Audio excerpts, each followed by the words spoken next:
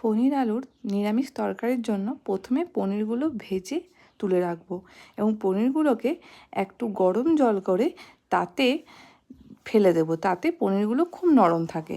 আর আলুগুলো প্রথমে একবার ভেজে নেব। আর আলুগুলো ভাজতে ভাজতে আমি এইদিকে তৈরি করে নেব একটা সিম্পল মশলা। তাতে দিয়েছি টমেটো, কাজু বাটা, আদা বাটা আর ঘরোয়া মশলা যেমন জিরে গুঁড়ো, ধনে গুঁড়ো, লঙ্কা গুঁড়ো আর নুন মিষ্টিও একদম পরিমাণ মতো এখানেই দিয়ে দিয়েছি। আর ওখানে কড়াইয়ে আমি প্রথমে গোটা গরম মশলা দিলাম এবং তারপর আমার তৈরি করে রাখা মশলাটা দিয়ে দিলাম। মশলা থেকে তেল ছেড়ে আসলে আলুগুলো দিয়ে দেবো।